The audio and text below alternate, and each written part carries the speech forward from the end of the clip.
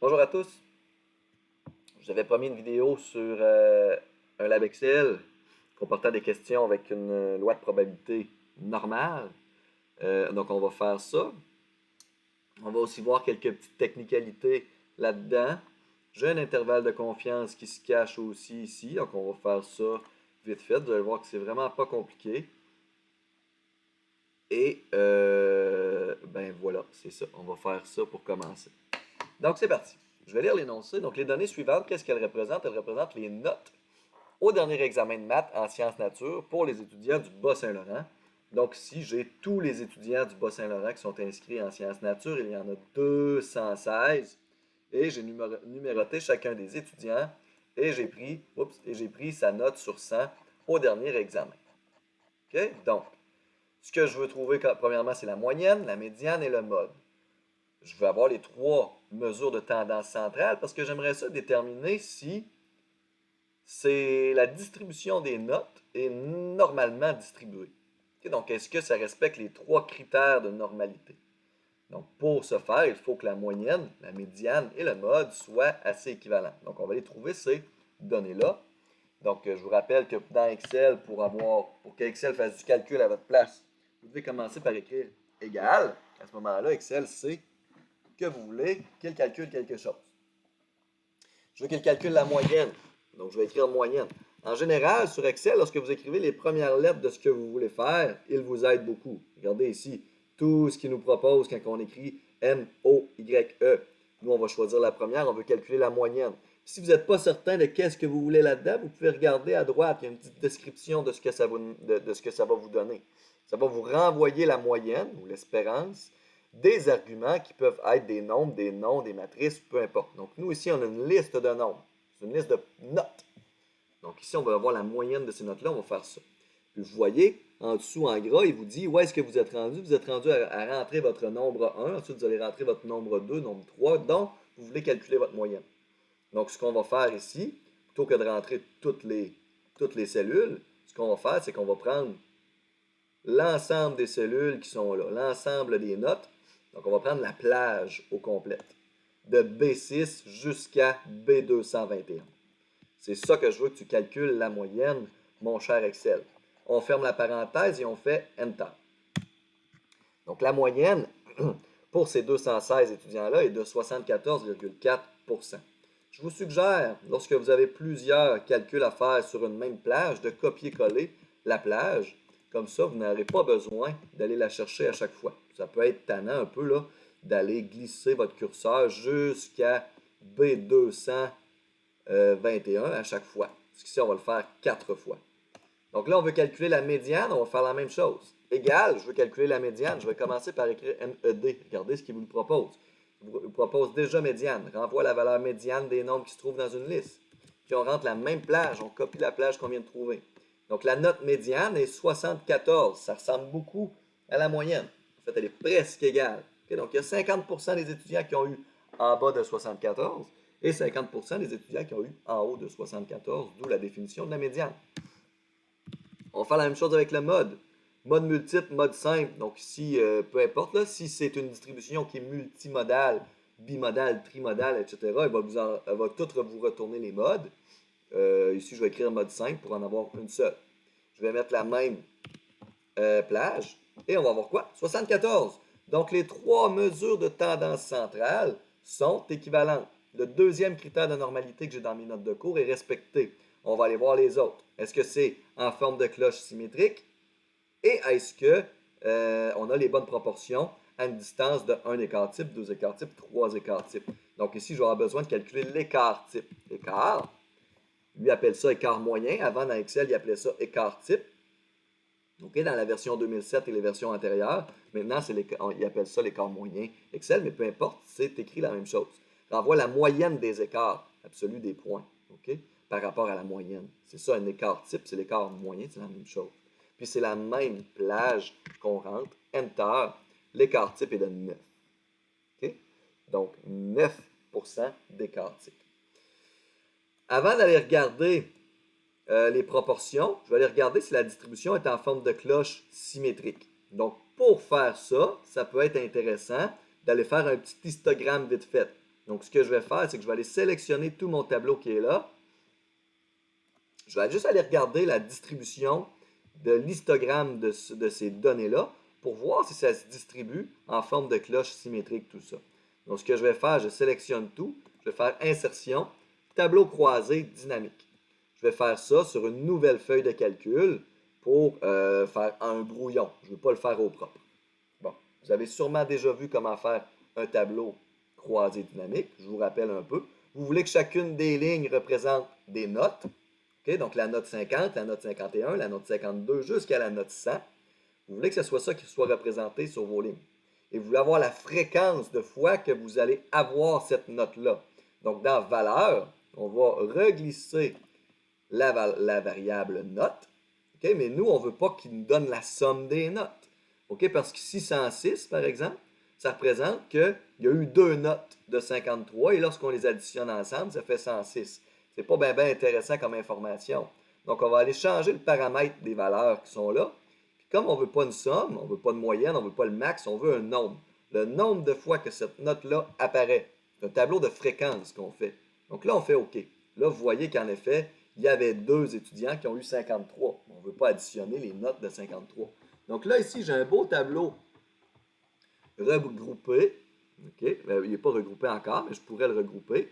On pourrait regarder la distribution des notes à l'état brut comme ça, ou on pourrait regrouper les classes, peu importe. Ça pourrait être intéressant ici de regarder l'histogramme de ça a l'air de quoi. Regardez de quoi a l'air l'histogramme. En effet, il semblerait que on est en forme de cloche et qu'on est assez symétrique. On est centré en la moyenne comme ça, la moyenne qui est 74, puis voyez-vous, hein, on pourrait tracer une ligne là, avec Excel pour qu'il nous fasse un graphique. Okay? Pour qu'il nous fasse une ligne, une courbe. Mais on voit ici que ça suit quand même une cloche symétrique. Bon, elle n'est pas parfaite, bien entendu. On va devoir aller regarder le troisième critère de normalité. On pourrait aussi, si ce n'est pas intéressant, on pourrait aussi regrouper par classe ici. Hein? Je vous rappelle qu'en appuyant sur clic de droite et que vous faites grouper, vous allez pouvoir regrouper avec des classes en faisant des bons de 5 par exemple ou des bons de 10, peu importe.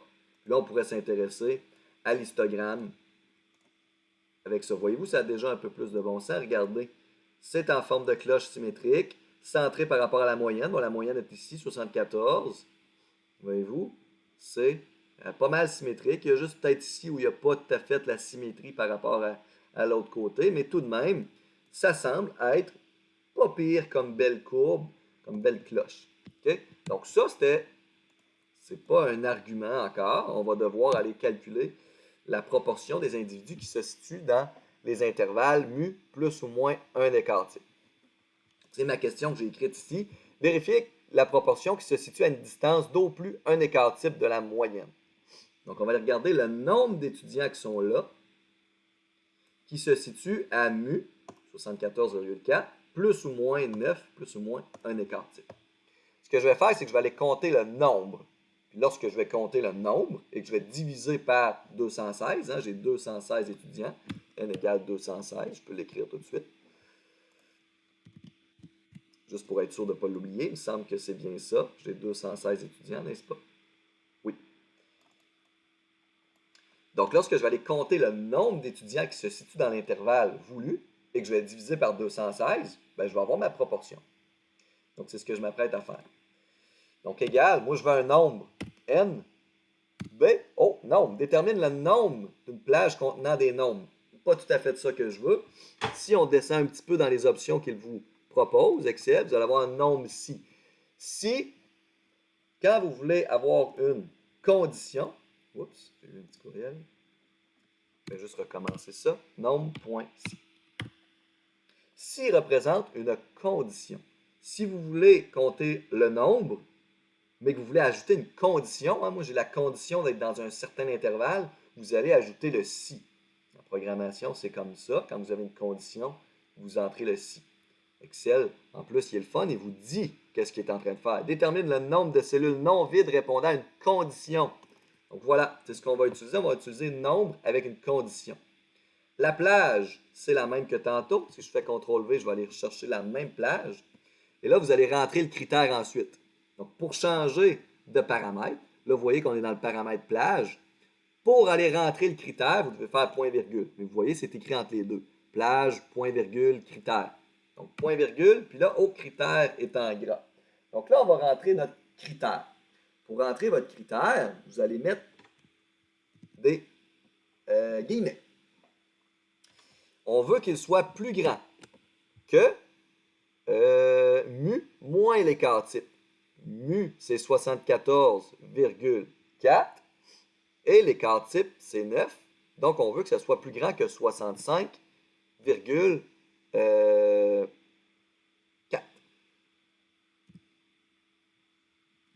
On va les regarder, si, on ferme les guillemets, on va aller regarder si cette fonction-là fonctionne, égale 166. Ça veut dire que j'ai 166 étudiants qui ont eu une note supérieure à 65,4, c'est-à-dire à mu moins un écart type.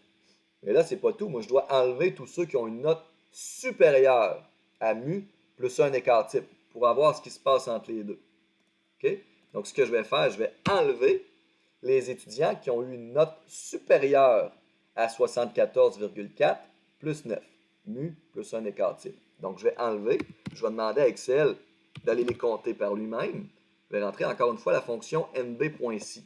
La plage, c'est la même, point virgule, et le critère ici, c'est, ouvrez les guillemets, être plus grand que mu plus un écart type, 74,4, plus 9, ça va vous donner 83,4. Fermez les guillemets, fermez la parenthèse. Voyez-vous, on a diminué. Donc ici, ça représente le nombre d'étudiants qui ont eu au-dessus de 65, moins le nombre d'étudiants qui ont eu au-dessus de 83. J'ai donc le nombre d'étudiants qui ont eu entre 65 et 83. Moi, je veux avoir le nombre, mais je veux avoir la proportion. Donc, je vais prendre tout ce calcul-là et je vais le mettre entre parenthèses. Si je le mets entre parenthèses et que je le divise ensuite par mon nombre d'étudiants, c'est-à-dire 216, je ne suis pas supposé avoir 1. On va recommencer ça. Qu'est-ce que je viens de faire là? Si je fais ça, ça me donne 120. Et moi, je veux diviser par 216. Donc, diviser par 216. Pourquoi ça me donne 1? Ça, c'est un mystère. Une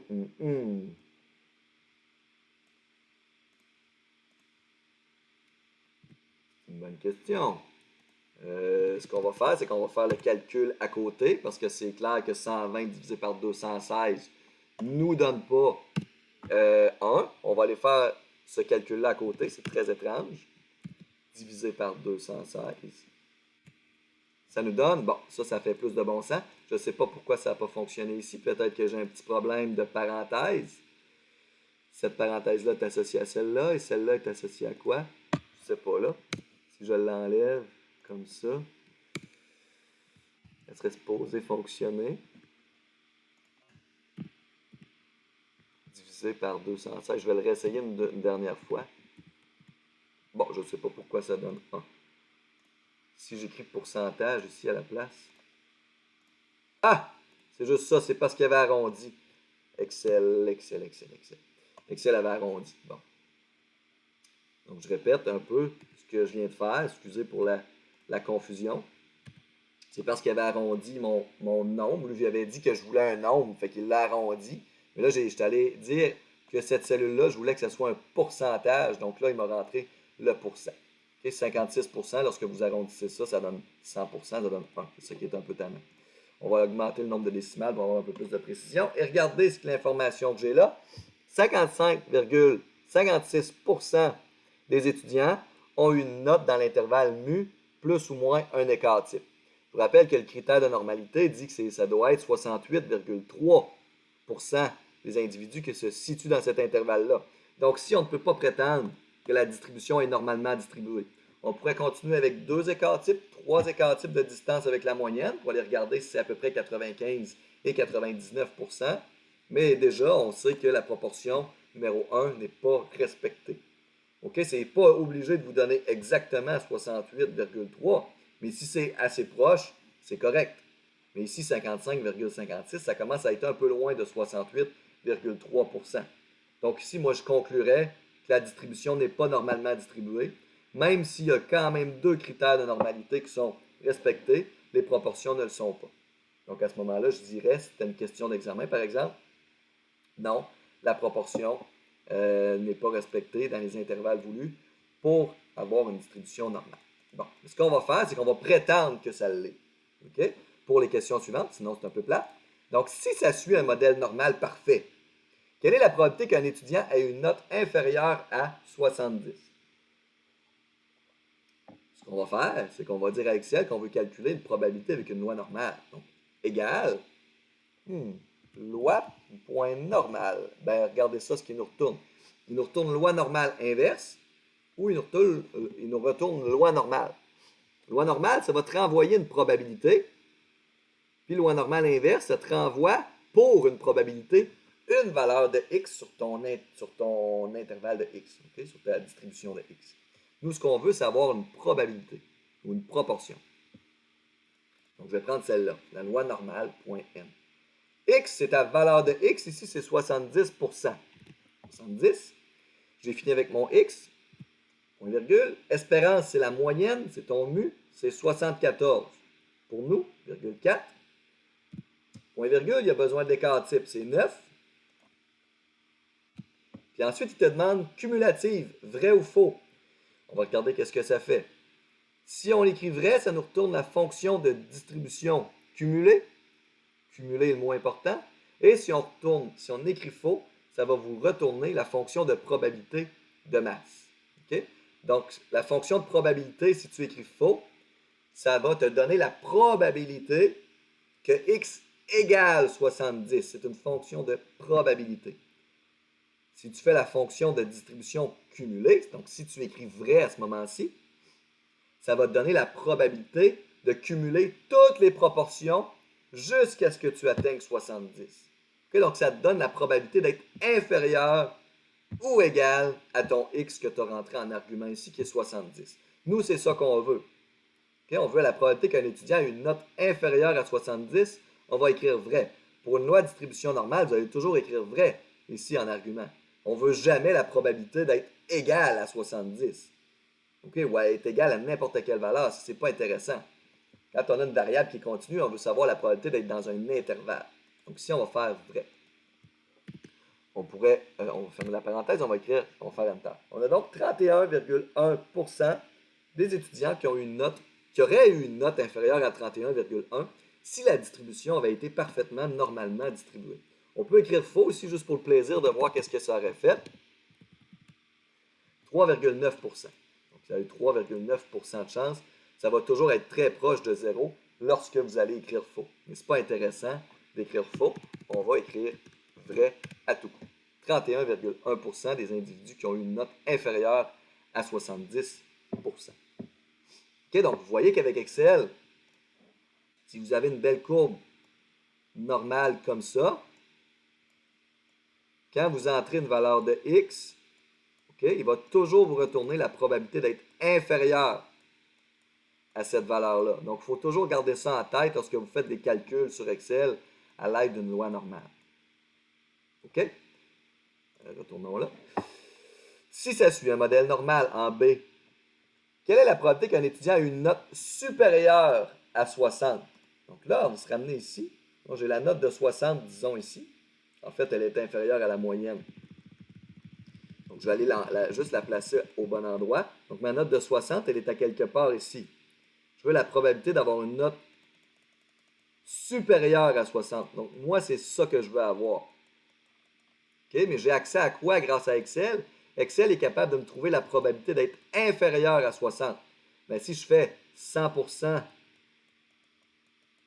moins la probabilité que j'ai ici, que Excel est capable de me trouver, bien ça, je vais avoir trouvé l'intervalle que je voulais, c'est-à-dire être supérieur à 60. OK? Donc, c'est le genre de petite réflexion qu'il faut avoir. Et maintenant, il faut traduire ça en langage Excel. Bon, égal.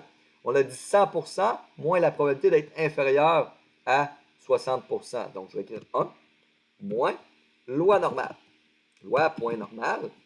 Encore une loi normale, pas une loi normale inverse. Je veux une probabilité. Mon x ici, c'est 60. Mon espérance, c'est encore mon 74,4 de tantôt. Mon écart type, c'est 9. Et ici, on va avoir vrai encore. Je dis qu'on va toujours écrire vrai dans les lois normales. Donc, on va juste aller regarder qu'est-ce que cette formule-là va me donner. Le bout qui est ici, que j'ai sélectionné, va me retourner la probabilité d'être inférieure à 60. Et là, je fais 100% moins ça. Donc, je vais avoir exactement l'inverse. Je vais avoir la probabilité d'être supérieure à 60%. En deuxième terme, on va avoir la probabilité d'être supérieure à 60%. Et on a 94,5% des étudiants qui auraient eu une note supérieure à 60 si la distribution avait été parfaitement normalement distribuée. Ça fait du sens d'avoir eu une aussi grande proportion. Regardez, on est à gauche de la moyenne. Donc, on a beaucoup d'étudiants qui ont eu une note dans cet intervalle-là. Et donc, le chiffre qu'on a là fait du sens. C'est intéressant aussi de se questionner à savoir si ce qu'on a comme valeur ici fait du sens. Si j'avais eu quelque chose de plus petit que 50%, disons 43%, il y aurait eu des questions à se poser sur la formule que j'ai rentrée ici. J'ai-tu oublié une parenthèse? Est-ce que ma logique était bonne? Ce genre de questions-là qu'il aurait fallu se poser. En C, encore une fois, si ça suit un modèle normal parfaitement, quelle est la probabilité qu'un étudiant ait une note comprise entre 65 et 80? On va aller regarder encore une fois la distribution de ça. Entre 65 et 80, j'ai ma moyenne qui est à 74. J'ai 80 ici et j'ai 65 à quelque part ici. Nous, ce qu'on veut, c'est la probabilité ou la proportion des étudiants qui sont dans cet intervalle-là. Je vous rappelle qu'Excel est capable d'aller calculer, lui, la proportion à gauche d'une certaine valeur. Donc, je suis capable d'aller chercher la proportion d'être à gauche de 80. Puis, je suis capable d'aller chercher la proportion d'être à gauche de 65. OK? Mais si je veux avoir la proportion d'être entre les deux, je vais prendre la proportion en rouge, moins la proportion en vert, bien entendu. OK? Donc, c'est ce que je m'apprête à faire ici. On va traduire ça en langage Excel. Donc, loi, point, normal. Loi normale. X, ici, on va mettre 80. Donc, on va aller calculer la probabilité d'être en dessous de 80, moins la probabilité d'être en dessous de 65. Ça va nous donner la probabilité d'être entre les deux. Mon espérance, c'est toujours le 74,4 de tantôt.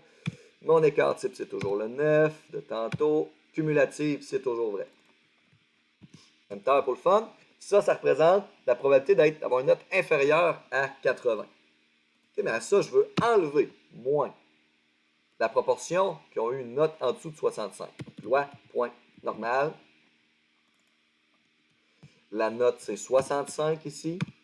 La moyenne est toujours la même, 74,4. L'écart type est le même et on va écrire vrai ici aussi. Voyez-vous? Donc, si je sélectionne ça ici, ça c'est la probabilité de vous situer à gauche de 80 et ça c'est la probabilité de vous situer à gauche de 65. En soustrayant un de l'autre, on va avoir la probabilité d'être entre les deux. 58,5% des étudiants ont une note entre 65 et 80. Okay? Donc là, ça, c'est quelques petites questions pour vous montrer comment est-ce qu'on peut aller calculer certaines probabilités. N'oubliez pas qu'Excel va toujours calculer la probabilité d'être plus petit à ta valeur ou égal à ta valeur. Égal à notre valeur lorsqu'on travaille avec une distribution sur une variable statistique qui est continue, c'est pas intéressant. Je vous rappelle que ce qu'on travaille, c'est toujours avec un intervalle. Pour obtenir un A, une note de A, on doit avoir obtenu une note dans les 10% des meilleurs dans la région. Quelle note nous permet d'avoir un A? Donc là, on est dans le cas où on connaît la probabilité. Okay? Donc, je vais redessiner ma petite forme de cloche comme ça. Moi, je vais avoir un A qui correspond à une note qui est à quelque part ici. Et la proportion des individus qui ont une note supérieure à moi, c'est 10% seulement. Il ne faut pas qu'il y ait eu plus que 10% des étudiants qui ont une note supérieure à moi, sinon je n'aurais pas un A. Je veux savoir quelle est cette note-là. Okay? Je vous rappelle qu'Excel est capable de dire la probabilité d'être inférieure à une valeur, mais pas supérieure. C'est facile de dire que s'il y a 10% des étudiants qui ont une note supérieure à moi, ben, il y a 90% des étudiants qui ont une note inférieure à moi à ce moment-là.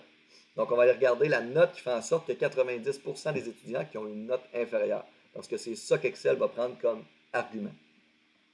Et là, on est dans un cas où on connaît la probabilité inférieure et on cherche la valeur de x. Donc ça, on va encore faire loi point normale. Et ça, c'est la loi normale inverse. Hein? Pour une probabilité donnée, je veux la valeur de la variable. Probabilité, ici, on vient de dire que c'est 90%. Faites attention, n'écrivez pas 90. Probabilité, c'est 0,90, 0,9. Mon espérance, c'est la même que tantôt, 74,4. Et mon écart type, c'est 9, pareil comme tantôt. On ferme la parenthèse, égale. Ça me prend une note de 85,9 pour avoir un A, au minimum. Ça me prend une note de 85,9 pour avoir une note de A. Donc là, vous êtes capable de calculer des probabilités et vous êtes capable aussi d'aller trouver une valeur de X. Vous n'avez même pas besoin de repasser par une code Z. Excel, il fait tout ça par lui-même, tout seul. Okay? Donc ça, c'est pour des calculs de loi normale et c'est pour vérifier en même temps si une distribution est normalement distribuée. Donc c'est intéressant, vous allez peut-être devoir faire ça un jour ou l'autre dans votre cheminement scolaire ou professionnel. J'ai une dernière petite question ici qui est construire un intervalle de confiance fiable à 95% sur la distribution des notes, disons, au Québec. Je comprends que l'échantillon que je suis allé chercher n'est pas représentatif de la population. Je suis allé chercher tous les étudiants dans le même secteur. Mais bon, on va dire qu'on peut faire de l'inférence statistique quand même, même si ma technique d'échantillonnage n'a pas été bonne. Okay? On va quand même dire qu'on peut le faire. Donc, j'ai besoin de alpha. Alpha ici, c'est 0,95. J'ai besoin de z de alpha sur 2. On va aller regarder c'est quoi z de alpha sur 2 dans notre loi normale sur Excel.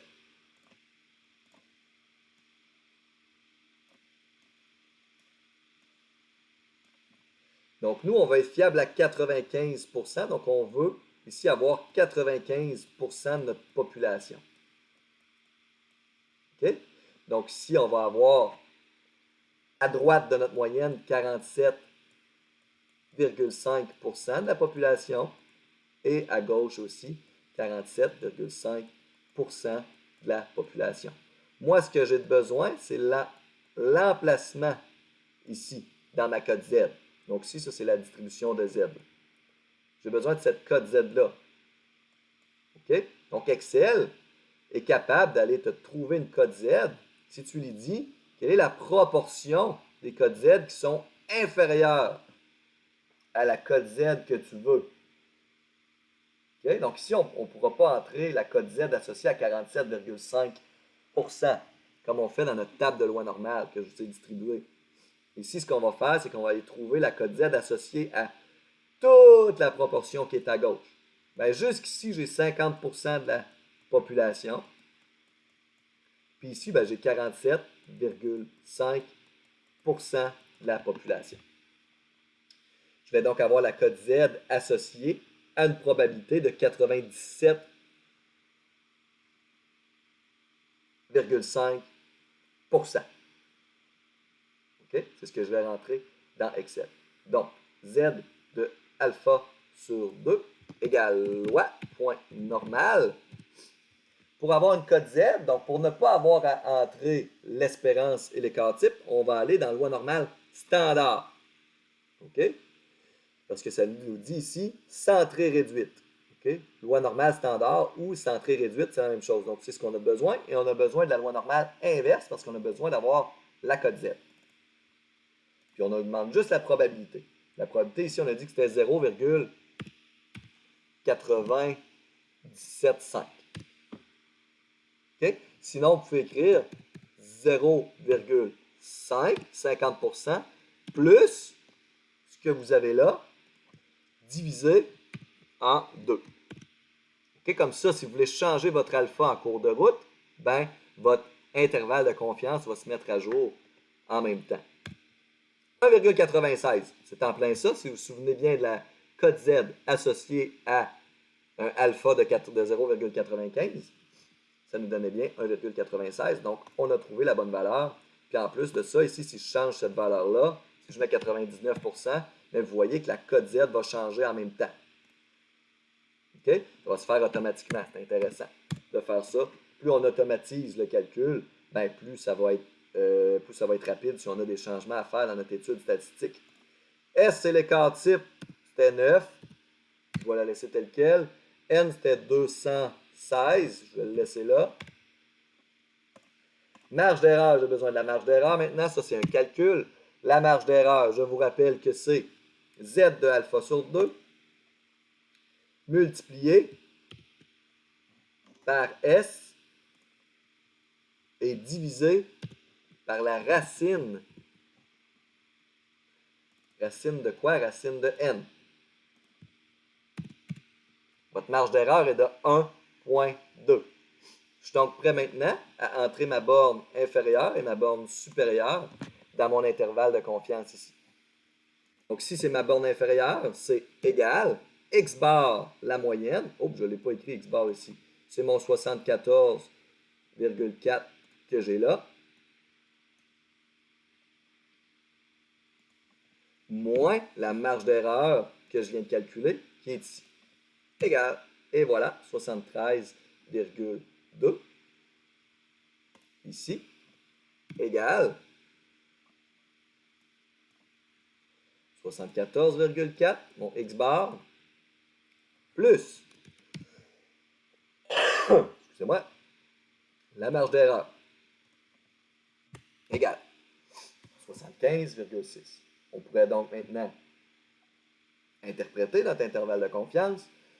Nous serions certains à 95% que la moyenne des notes au premier examen de maths en sciences nature pour tous les étudiants du Québec se situe dans l'intervalle 73,2-75,6.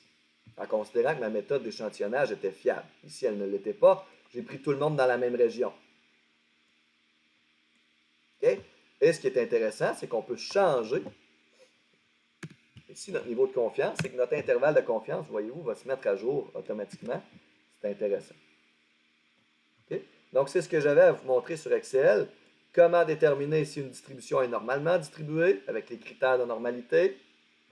Le plus laborieux, souvent, c'est de calculer ça ici. La proportion des individus qui se situent dans l'intervalle voulu. Donc, mu plus ou moins un écart type, mu plus ou moins 2 écarts types, ou mu plus ou moins 3 écarts types. Je vous ai montré à calculer certaines probabilités à l'aide d'une loi normale. Et je vous ai montré à aller trouver un endroit sur l'axe des X à l'aide d'une probabilité en lien avec une loi normale. Et je vous ai montré comment faire un calcul d'intervalle de confiance sur une moyenne, sur Excel. Donc voilà. J'espère que ça vous a aidé. J'espère que vous avez trouvé ça intéressant. Vous voyez que c'est vraiment pas difficile. C'est vraiment pas laborieux de travailler avec Excel. La plupart du temps, vous rentrez les premières lettres que vous voulez après votre égal et il va vous suggérer des choses pertinentes. Puis si vous ne trouvez pas cette chose pertinente-là, vous pouvez aller consulter votre meilleur ami qui s'appelle Google.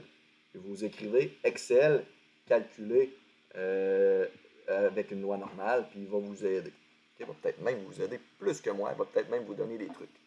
Donc voilà, si vous avez des questions là-dessus à un moment donné ou à un autre dans votre cheminement scolaire ou professionnel, faites-moi signe, ça va me faire plaisir. Sinon, on se revoit en classe. Bye, bonne fin de journée.